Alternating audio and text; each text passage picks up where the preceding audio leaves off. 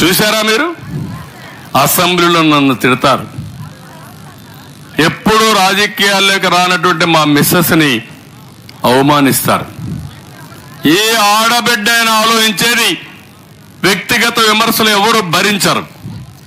అలాంటిది ఎప్పుడు కూడా బయట రాని మహిళల గురించి విమర్శించినప్పుడు నేను కూడా ఒక మనిషి కాబట్టి నేను కూడా బాధపడ్డా. ఆ రోజు ఒక మాట చెప్పా, ఇది గౌరవ సభ, మళ్ళీ క్షేత్రస్థాయిలో గెలిచి గౌరవ సభ చేసి ఈ అడుగులో అడుగు పెడతా ముఖ్యమంత్రిగా అని చెప్పాను ఆ రోజే.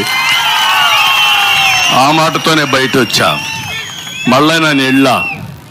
అందుకే మిమ్మల్ని అడుగుతున్నా, మా ఆడబిడ్డల్ని, మీ భవిష్యత్తు, మీ పిల్లల భవిష్యత్తు, ఈ రాష్ట్ర భవిష్యత్తు బాగుండాలంటే ఏం చేయాలి?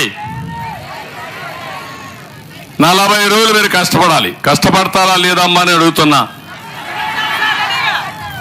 మిమ్మల్ని చూస్తే నాకు ఏ మాత్రం అనుమానం లేదు. మామూలుగా అయితే ఏదో పిలిచారు కాబట్టి మొక్కుబడిగా వద్దని వచ్చేవాళ్ళు, కానీ మిమ్మల్ని చూస్తాం టోపీలు పెట్టుకొని కండువాలు వేసుకొని వీర వనితల వారిగా యుద్ధానికి సిద్ధం మేము సైతం అనే పరిస్థితికి వచ్చారు.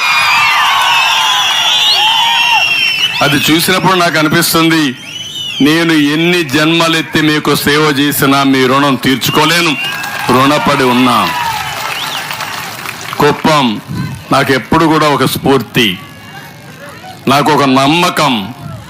ఏ పని చేయాలన్నా కుప్పం నుంచే ప్రారంభిస్తానా కాదా? ఇప్పుడు సమైక్య ఆంధ్రప్రదేశ్లో కూడా నా చరిత్ర ఎవరు బ్రేక్ చేయలేరు. 9 సంవత్సరాలు ముఖ్యమంత్రిగా ఉన్నా, దగ్గర 15 సంవత్సరాలు అపోజిషన్ లీడర్గా ఉన్నా.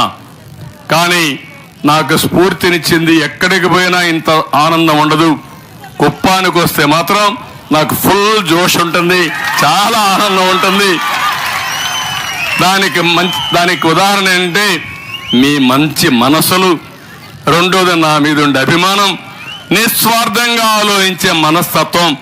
అందుకే నేను కుప్పానికి వచ్చినప్పుడు ఫుల్గా ఛార్జ్ అయ్యి మళ్ళా వెళ్తాను వేరే ప్రాంతానికి.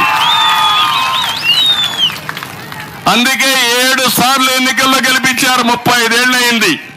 మళ్ళా రెన్యూవల్కి వచ్చాయి. ఇప్పుడు మళ్ళా గెలిపించమని కోరుకోవడానికి, ఆ గెలిపించే ముందు మీ ఆశీస్సులు తీసుకోవడానికి, ఇక్కడి నుంచి బయట పోవడానికి ముందుగా వినాయకుని టెంపుల్కి వెళ్ళా. ఎలాంటి విఘ్నాలు లేకుండా చూడమని వినాయకుడి దండం పెట్టుకున్నా. కన్యకా పరమేశ్వరి టెంపుల్కి వెళ్ళా.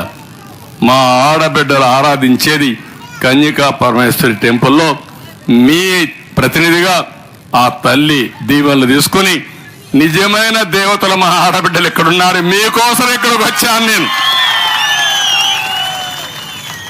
మీ ఉత్సాహం చూస్తే చాలా ధైర్యం వచ్చింది. ఏకపక్షంగా ఎన్నికలు ఉండాల్సిన అవసరం ఉంది. ఒక్కొక్కసారి బాధేస్తుంది. నేను అన్ని విషయాలు మీటింగ్లో మాట్లాడతాను.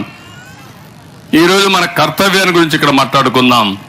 మిగిలిన విషయాలు, అన్ని విషయాలు కూడా మీటింగ్లో మాట్లాడతాను. ఈరోజు ఆ మీటింగ్లో కూడా చాలా విషయాలు చెప్పాలి మీకు. నేను ఒకటే ఆడబిడ్డలందరినీ కోరేది, మీకు అండగా నేను ఉంటా. 2 కోట్ల మంది ఆడబిడ్డలకు హామీ ఇస్తున్నా, మన నియోజకవర్గంలో ఆడబిడ్డలకు హామీ ఇస్తున్నా, మీ ద్వారా మీ కుటుంబాన్ని బాగు చేసే పరిస్థితి. అంతేకాదు, ఇప్పుడుండే ఆదాయాన్ని 3 రెట్లు పెంచాలంటే ఏం చేయాలో చేసి నేను చూపిస్తానని మీ అందరికీ హామీ ఇస్తున్నా. జలగజేసే పని 10 రూపాయలు ఇచ్చి 100 రూపాయలు కొట్టేయడం.